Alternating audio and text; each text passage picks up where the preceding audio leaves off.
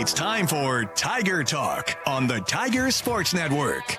Tiger Talk, live from Tiger Club inside the Robins Center on the Fort Hays State Campus, is brought to you by these premier Tiger sponsors. Golden Belt Bank of Hayes and Ellis, banking one story at a time. The Hayes Med Orthopedic Institute, expertise, technology, compassion, all right here. BTI, your John Deere dealer with locations in Buckland, Great Bend, Greensburg, Hoxie, Ness City, and Pratt. BTI, our family in partnership with your family. Eagle Radio, Hull Broadcasting, and HayesPost.com, keeping our community connected. And The Taco Shop. Order by phone or use the Taco Shop app. Dine in, pick up, or delivery. The Taco Shop. You've never had it so good. Now, Tiger Talk with the voice of the Tigers, Gerard Wellbrock. And a good afternoon and welcome to Tiger Talk. We're live inside the Robins Center on the Fort Hays State University campus, part of Tiger Club, and we're certainly glad to have you with us here today as we talk some Fort Hays State athletics. We'll be talking football with head coach Chris Brown, some men's soccer. Coach Alex Nichols will join us. They're gearing up for the NCAA tournament, and cross-country coach Jason McCullough will join us as well. They've got a runner getting ready to head to Sacramento for the Division II National Cross Country Championships. We'll put a wrap on the cross country season, and we're certainly glad to have you with us here today after having the week off yesterday. And we'll remind you, no program next Wednesday because it'll be the Wednesday before Thanksgiving. No classes next week at Fort Hays State University. So no program next Wednesday. Then we'll get back after it the following week in December, and we'll be shifting over into our winter sports with basketball and wrestling. So certainly want to make note of that. Again, we'd love to hear from you. You can chime in with a question. All you have to do is go to the Fort Hays State Athletics website and click on fans. That's when you get the drop-down menu. There at the bottom, you'll see Ask the Coach. And if we use your question, you'll have a chance to win a T-shirt. I think we're still giving away football T-shirts. I got some new basketball ones in. We'll be giving those away throughout the course of Tiger Talk. So chime in with your question. We have a few in-house questions for the coaches, so we'll get to those as we move along a little bit later on in the program. All right, let's do a quick recap of everything. Football, of course, wrapped up their season Saturday in Kearney. A thriller, as it turned out, 27-0. They beat the Lopers after leading 24-0 at halftime. Tigers finish 8-3. They tie for third in the MIAA at 6-3. Unfortunately, no postseason, just out of the playoffs and did not receive a bowl invite. So the Tigers end their year at 8-3. They had 18 players named to the All-MIAA squad, and we'll talk more about that with head coach Chris Brown when he joins us a little bit later on in the program. No Jessica Wood-Atkins today because the Fort Hays State volleyball team is headed to St. Joe for the MIAA tournament where they play Nebraska Kearney tomorrow evening at 5. The Tigers losing at Northwest Missouri State on Friday 3-0 and then 3-1 to Missouri Western Saturday. They finished the season 12-13 overall, 4-12 in the MIAA. But again, the North Division so good. The ranking system they use to determine who makes the field. Fort Hays State in at the number 8 seed, and they take on the regular season champ Nebraska Kearney tomorrow at 5. You can follow that on the MIAA network. Men's soccer, they win the GAC tournament down in Bethany, Oklahoma, beat Rogers State on penalty kicks, and then came back and knocked off Southern Nazarene Saturday 2-1. They're 12-3-4, and by winning the tournament, get an automatic bid into the NCAA regionals. They will play Davenport out of Michigan at 1 o'clock on Friday afternoon. It'll be in Lebanon, Illinois, the home of McKendree University. And again, we'll talk more about the tournament and preview the regional with Coach Alex Nichols here in just a little bit. Fort Hays State women's wrestling off this weekend. They'll be at the Missouri Valley Open Friday and Saturday. The men were out in Colorado, beat Otero Junior College Friday 43-3, lost to nationally ranked Colorado School of Mines 37-4 Saturday. They're at the Eunice Hospitality Open in Kearney this Saturday. Basketball over the weekend. The women were at home, had a little classic with a couple of Rocky Mountain Athletic Conference schools, and went 2-0, beat Adams State on Friday, beat MSU Denver on Saturday. The Tiger women now 4-0 on the year. They move up 6 spots in both national polls, 17th in both the women's coaches and the women's media national rankings. They're off until Tuesday. They'll be at home against Tabor College next Tuesday night at 6 o'clock. The men had their 16-day break after their first 2 games up in Minnesota. They played last night and beat South Dakota School of Mines 76-52. Career nights for Sean Riley, 24 points, and Kyle Grill had 21, a career high, and also a career high 7 rebounds. So the Tigers 1-2. They'll play on Tuesday afternoon. Remember, that's the Youth Day game. So Tuesday will be a split doubleheader of Fort Hays State basketball. The men will take on a really good Central Christian team who's 6-1 at noon on Tuesday. That'll be the youth game. All the area elementary and middle school students will be there. It was a fun atmosphere a year ago. And then Tuesday night, the women will take on Tabor College at 6 o'clock. And we'll, of course, have both of those for you here on the Tiger Sports Network and on Tiger Radio Mix 103.3. And as we mentioned, Emily Dirks getting set for the National Championship. She'll be running in Sacramento. And we'll get a preview here in just a minute with head coach Jason McCullough. Kansas Department of Transportation and the Drive to Zero Coalition invite you to join Fans with a Plan. If you're going to be drinking, always designate a sober driver. We'll take our first break. Cross-country coach Jason McCullough joins us next here on the Tiger Sports Network, built by PWC. He bobbles it to the 10-5, touchdown. Into the edge, and Hays High's going to win this football game. Johnny Rigler is on the spot. Fire up the 3, and fake it home as it swirls. Launches a 3, bang, nothing but net. It's dropped in left field, and we are tied as 5 touchdowns. He didn't get there, Hays High wins in overtime.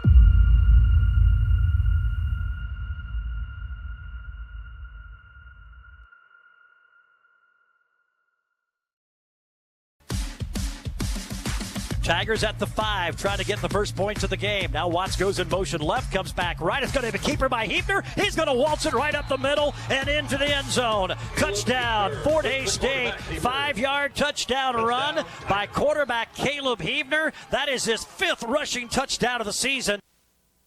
Some of the action from Saturday. The Tigers win over Nebraska Kearney to wrap up the football season. Welcome back to Tiger Talk. It's brought to you in part today by Golden Belt Bank. Your life has a story. Golden Belt Bank wants to get to know that story. Golden Belt Bank of Hays and Ellis. Visit them at goldenbeltbank.com. Joined now by cross-country coach Jason McCullough. The cross-country season just about done. They have one runner. Emily Dirks headed to Sacramento. You guys will be leaving in the morning, flying out west for the national championships. And I guess recap the regional. Obviously good for her. She was a qualifier out of that. The women had a pretty good showing. Unfortunately, just got the one in. Just the recap of the regional a couple of weeks ago down in Joplin. Yeah, we had a good regional. There were 8 nationally ranked teams in our regional, and we ended up finishing 6th. We ended up the highest ranked team in the nation not to make the national meet. So we ended the season 25th in the nation, but we didn't quite make a bid. There were 9 teams out of the South Central region, which is the mountain region with like the RMAC teams, and some of those teams, Lone Star. And so we only got 5 out of ours, and we ended up 6. So just missed it, but it was a good performance by them. And Emily had a tremendous performance as well. So, you know, she won the conference championship and had a good race there at the regional meet. So expecting good things from our nationals. Yeah, finished 7th in the regional as an individual. The guys finishing 12th. Jarrett Lecce, the top finisher for your men, was 33rd. And we kind of talked last time you had you on. I mean, you're battling some things and some youth and all that different stuff. How do you feel they ran at that season finale? I thought most of them ran well. One of our top athletes, Christian Dara, had a side stitch and finished about 60 spots lower than he normally would have. He would have been up there with Jarrett, and we would have been a top 8 team there and really on the verge of being on the national team there. So I thought they did finish well. They finished the season well. Like at conference, they were just a few points out of fourth place out of the nationally ranked team. So we're just real close there on the guys' side. So we just kind of need to put things together all on the same day. All right, let's talk about the national meet for Emily. The season ended for most of your team. Do some stay and run with her? How does she train here since the end of regionals to get ready for the national meet on Saturday? Yeah, so the season ends different times for different athletes. So some that don't make the conference team, they end it a little earlier, take a little bit of a break, and then start training again. So some athletes have been training for track and field for the indoor season now for a couple weeks, and so some of them train with her. I try to run with her some, and some of the other coaches too. So we do our best to provide that experience for her, just a partner for her to run with and to pace her and to help her go the right paces. All right. As you said, had a good showing. Conference champ, finished 7th in the regional. What's it look like in the national meet? Obviously, it's the best of the best, but I would think she's got to be confident that she can go in there and do well. She's run so well all year. Yeah, so the top 40 are All-American. The top 15 receive trophies. So that's her goal, is to be top 15. My initial goal, as you know, is to be an All-American. So to be top 40, that would be phenomenal for her.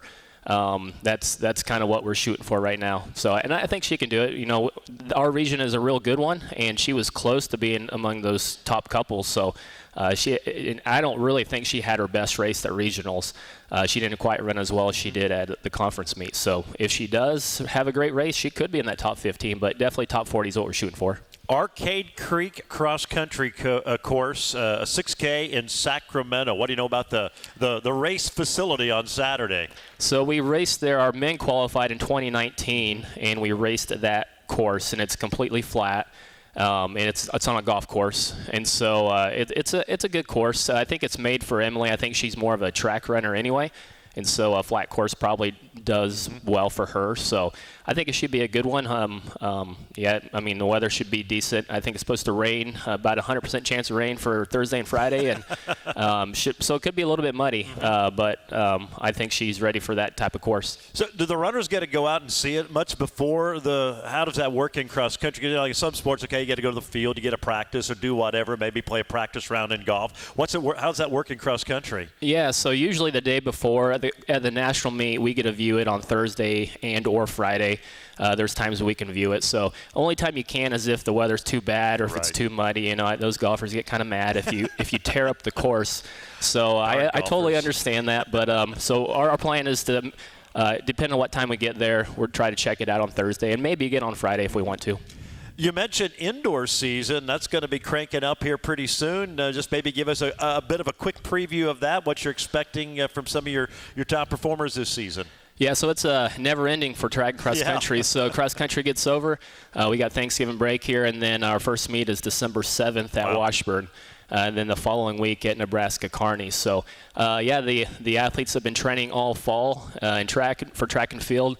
They're ready to compete. So they've been training for months, and now they're ready to go. So Washburn will be a good meet for us. It's a good opener. And then Kearney is the week of finals, but we'll have some athletes that will go there and compete as well. So it makes it a little bit tough because they go there, and then there's a break over Christmas break, and some of them get a little bit out of shape, and that's the key. Like the good athletes will continue to train. Many of them will stay here and train on their own and get ready for the main part of the indoor season, which starts about January 20th. Do a lot of your cross-country runners do indoor, or are they mainly just outdoor track? They do both, but it just depends on when they finish a cross-country season. They take a little bit of time off, maybe a couple days, maybe a week. If they're injured, they take more time off, but, they just take time off mentally, back off, maybe just run easy. Taking time off might mean running 50 miles in a week, but you're not going hard. Right. You're just kind of going for fun, as everyone knows. You just run for fun. So, and then you come back and then you start doing workouts. So we had our first real track workout for the cross-country runners yesterday for those that finished regionals. And so they're ready to go too. So like I said, it's never ending for those guys. There's not really an off-season. During the off-season, that's when you're putting in the most miles. So it's pretty much year-round for most, even track and field athletes are working out year-round. You track people are interesting. You take it easy, 50 miles, but we don't go hard that week, and fun running. So, yeah, a lot of us can't relate to that. But, yeah, obviously they're very good at that. Jason, we appreciate it. Thank you for coming on so much here this fall and keep you up to date with cross country. You safe travels to Sacramento, and certainly pass on our best of luck for Emily. Hopefully she can come home with one of those trophies in a top 15 finish. That'd be pretty cool for a runner who's had such an outstanding season. All right. Well, thank you, Gerard. There you go. That's Jason McCullough, the head cross country coach at Fort Hays State. Again, Emily Dirks headed to the national championship. She'll run on Saturday. That'll be at 1:15 Central Time in Sacramento. Tiger Talk brought to you by the Taco Shop. Order by phone. Use the Taco Shop app. Dine-in, carry-out delivery just east of the Fort Hays State campus on A Street. The Taco Shop. You've never had it? So good. We'll talk some soccer when we return on the Tiger Sports Network, built by PwC. Being a foster grandparent has definitely given me a purpose in life. Just been so happy, just so much more energy than being at home alone doing nothing but watching TV. It's the best part of my life. Best part of being a foster grandparent volunteer, watching the light up in the kids' eyes. I'm living again, and the foster grandparent did that for me.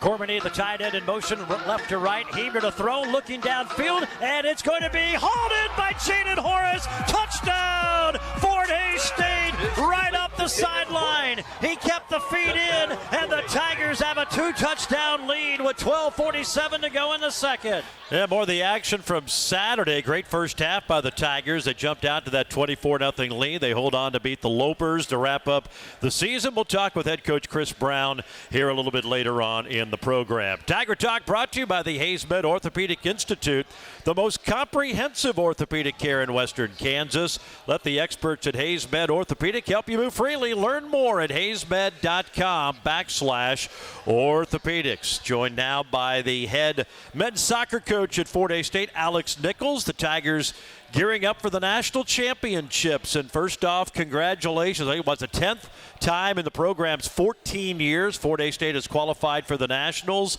Your team obviously finished the season strong and had a great weekend down in Bethany to win the conference tournament and get the automatic bid. Congratulations. Yeah, thank you. It was good for our guys to take care of business, and we're excited about the future. Well, let's talk about, not even the tournament. We'll get to that, but you got off to the great start, then you had that little stretch there mid-September to early October.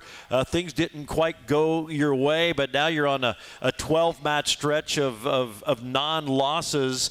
What changed with this team? Because obviously from that point on, I think it was Northeastern State on October 5th. Your team hasn't lost since. You played some really good soccer. What's changed with this team, and what's the reason for this big run you guys are on?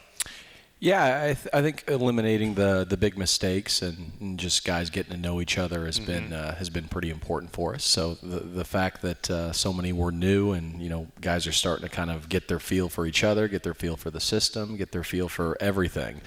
So we're just starting to get more in sync, and we still got a long way to go. Don't get me wrong, but they've been doing good these past games, and now we're ready to roll into the national tournament. So one game at a time now. That's what it is. Well, it was fun last night. We had the basketball game at halftime. It was International Student Recognition, and most of your team was out there. You got a lot of them, and I imagine that played into it early on. It was so many players from everywhere in different cultures, languages, and all of that. I mean, it does take a while for everybody probably to get settled in and get comfortable with one another. Yeah, and so many times after you're with a program for multiple years, your coaches, your returning players kind of become coaches too. Mm-hmm. And so, this year was a means where, we were the full-time teachers and coaches, which, we hope we always are. But, right. When you have players who can kind of help relay messages and, give a lot of information as well, and kind of be teachers, leaders, and captains, so to speak, as well is important. And that's something that first years don't always have when you have such a new roster. So it takes some time, but, we had some hiccups and along the way, but, that's every year. It's just how you kind of bounce back and figure all those things out. But we're excited. We got a scrappy bunch, and, I think they're very motivated and excited for these future games. So fingers crossed we play well. Let's talk about the conference tournament. And you go into it, the rankings come out for Super Region 3. You're at 11. The top 10 go. Number 10 is Rogers State right ahead of you, and that's who you play in the semifinals. And you've played them a lot over the years in the postseason, and it's a thriller. I mean, couldn't determine in regulation, couldn't determine in 2 overtimes, came down to penalty kicks. You end up winning it 7-6 on penalty kicks. It technically goes down as a tie with the way they score it, but you get the victory to advance. Just talk about that match, and I mean, that obviously took a lot from everybody to get that thing done. Yeah, it took a lot of my hair and increased my blood pressure. So that's why you're wearing the cap today. Yep. It still looks a little crazy from the Rogers State games. So, no, it was good, and our guys deserved it. Rogers State's a very good team. So, respect to them. But I felt that our guys, we really hoped to end that one in regulation, but so is soccer sometimes. So. We were able to get it done in PKs, fortunately, and we moved on. But they're a good team, and we are happy to move forward and finally get a better result.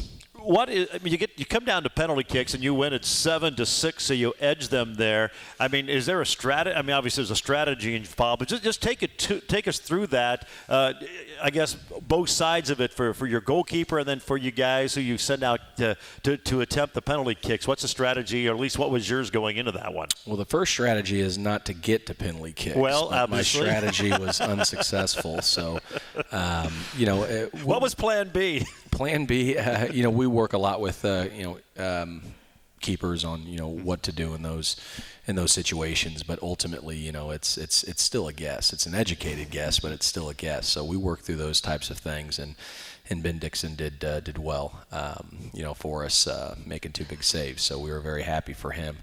And then PKs for field players, we give advice, but ultimately we give our thoughts, our preferences, our feedback, but it's still kind of player discretion when it comes to PKs. So, they're each responsible for going up there and doing what they're most confident with. And fortunately, it worked. Yeah. It only didn't work once, but outside of that, we were successful. So we got through, and we needed to, because if we didn't win, based on how we got seeded, we needed to win that thing. Yeah, no doubt. You beat them, and then to come back and beat a good Southern Nazarene team ranked 22nd in the country in the championship match on their home pitch, after the emotion of winning that game in the semifinals on Thursday, maybe not as easy as it looks. So you guys had to be spent emotionally, and then just to get back up and do what they had to do to win that match. Because even though you beat Rogers, no guarantee if you don't win the whole thing that you get in. So just talk about your perseverance and those guys being able to kind of get off the high of that win and get back and ready to play in the championship.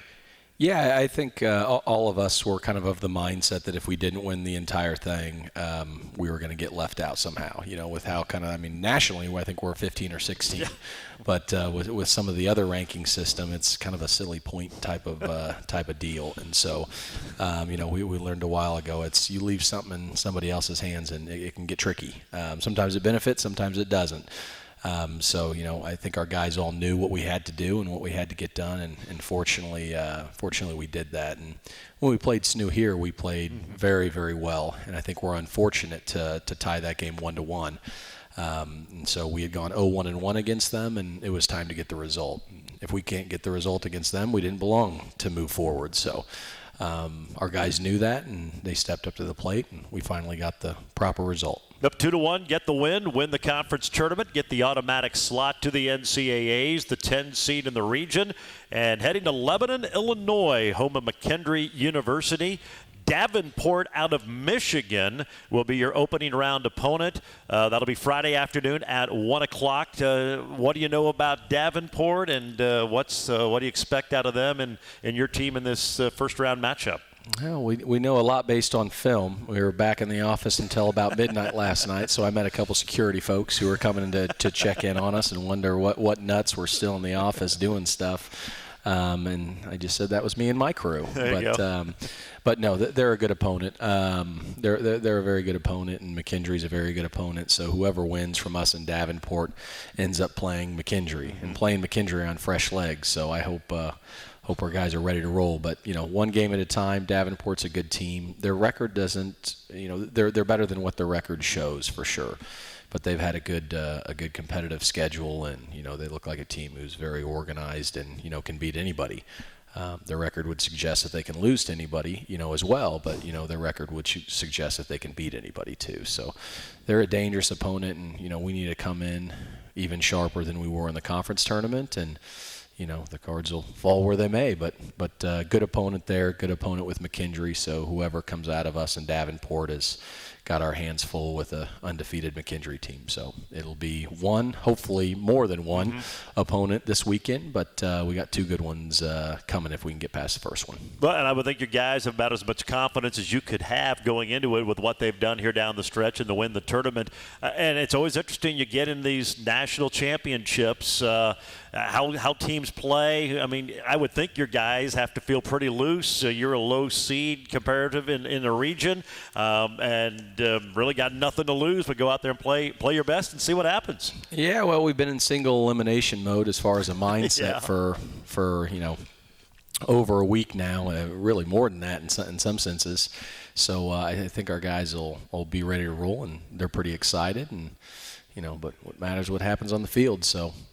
See what happens. All right. Well, hey, safe travels to Illinois. Best of luck. Hopefully, we're not talking about one, but maybe a couple of victories. You guys are still rolling on to the national championships. Let's hope. Alex, thank you for your time. Travel safe, and good luck on Thursday. Thank you very much. Or on Friday, I should say. Friday, 1 o'clock, Fort Hays State, Davenport. Go to the Athletics website. You'll see a link where you can watch the tournament there from the NCAA. And you can look your best on Tiger Game Day with official Nike gear from BSN Sports and the Sideline Store. Go to Fort Hays State Athletics website, FHSUathletics.com. Click on Shop. There you'll find hundreds of products and designs, and every item is customizable. FHSUathletics.com. Click on Shop to open up the Tiger Team Store. We'll talk football with Coach Chris Brown when we return here on the Tiger Sports Network, built by PwC.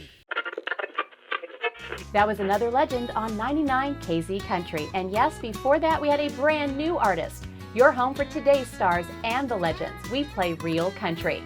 I'm Teresa Trapp. Weather, news, sports, it's all here. We're on Facebook, and there is a Listen Live link at HaysPost.com. Dial us in on your radio at 99.5 FM. KHAZ, Real Country. 99 KZ Country. Back to pass, Heatner.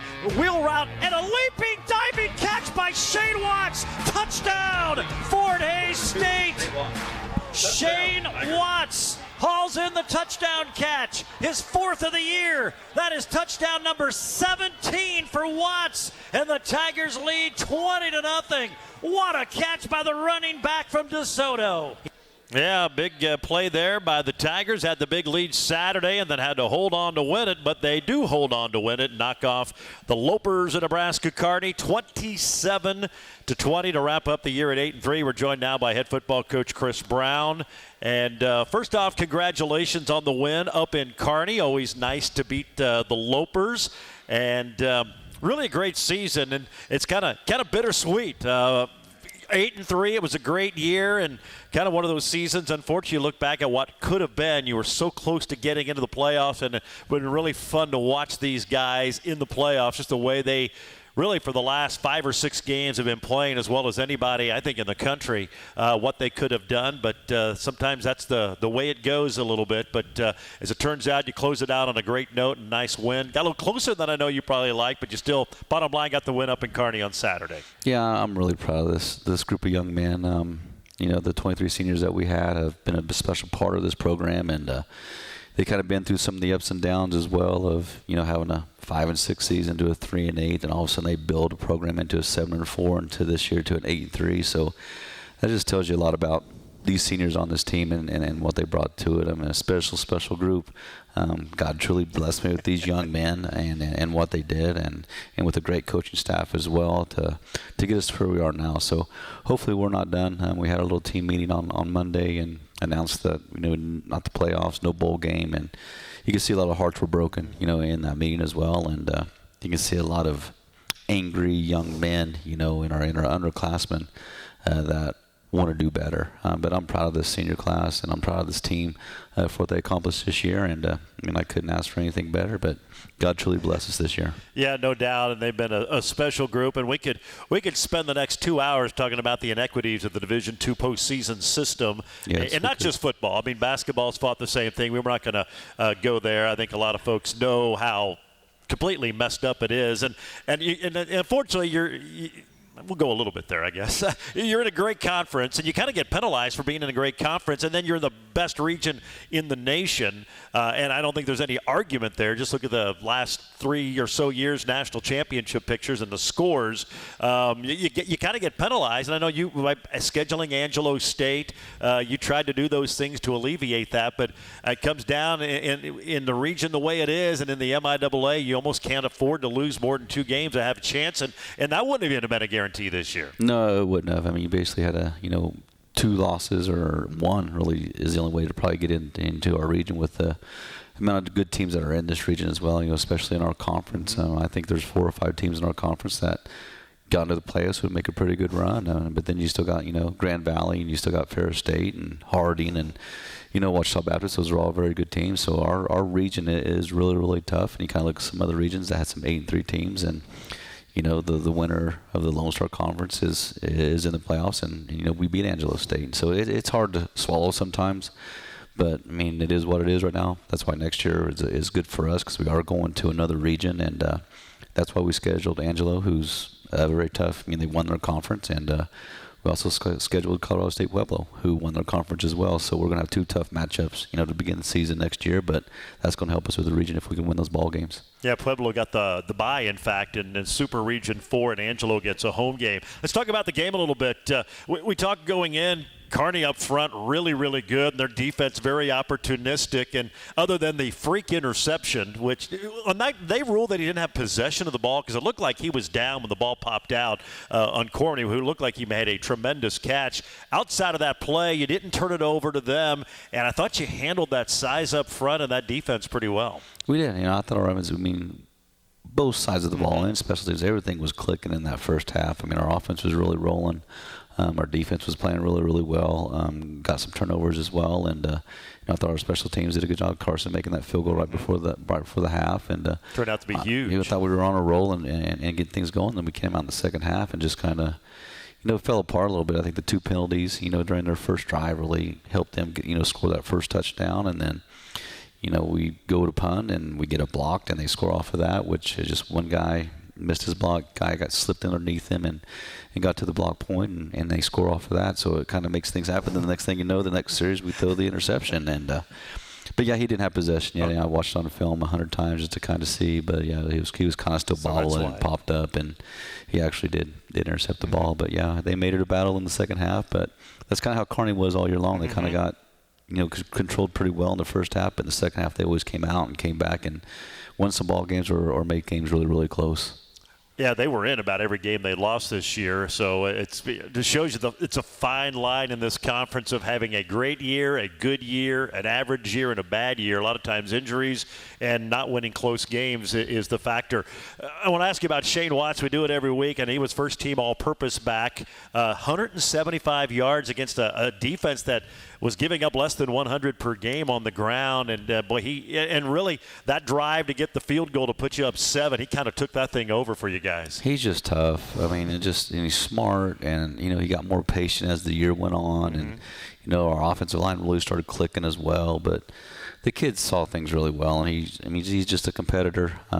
He's got some grit to him. He's very physical, runs really, really well, but he's a guy that he wins every single day, no matter what it is. He just wakes up and he's ready to go win, and that's just what he does. And we have a lot of guys on our team like that, but Shane did everything right. But he made himself a really, really good back by just the things that he did on the practice field, in the film room, and just the things he did extra on his own, when we weren't around. But that kid has a true work ethic and a heart that is that no one else can compare to. No, hopefully that has rubbed off on some of the returners for your squad. We'll talk about the all-conference team when we come back. I want to remind you, Tiger Talk brought to you by BTI, your John Deere dealer. Locations in Buckland, Great Bend, Greensburg, Hoxie, Ness City, and Pratt. BTI, our family in partnership with your family. Back with more with head coach Chris Brown right after this on the Tiger Sports Network, built by PwC. When it comes to screen printing and embroidery, your first choice should be Redeem Designs in Hayes.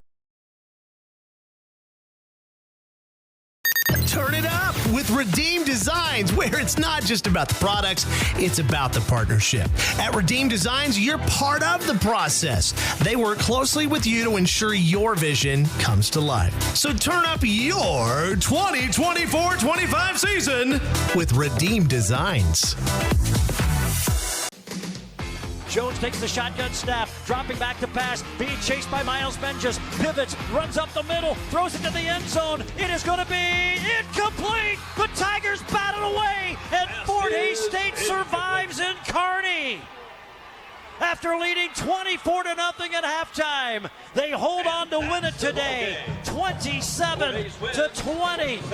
Yeah, it came down to the final play. Tigers bat the pass away, and they win it 27-20 over the Lopers to finish at 8-3. Tiger Athletics, proud to partner with the Kansas Drive to Zero Coalition. Encourage you to join Tiger fans of the plan. Always have a designated driver or other sober ride to and from your destination. All right, 18 named to the all-conference team. That's the most since 2018. Last year you won the title. Miles Menges, Defensive Player of the Year. He's the fourth Tiger to win that honor. That's exciting. He had a bunch of first-teamers, second-teamers, third-teamers, and honorable mention picks. Really had the gamut. Great to see those guys recognized, and obviously they would all love to be playing a little bit more football, but good to see that not only they're recognized, but other coaches around the conference recognized how good they were. It is. We have that all-conference meetings. It's a long meeting. We're talking a Zoom meeting for about 2.5, 3 hours, and talking about each position and each kid that every coach is nominating and to get these awards. And I fight for our kids and I battle for our kids. You can only imagine me on a Zoom call with some of these coaches and going through things. But I really felt our kids deserve some of these.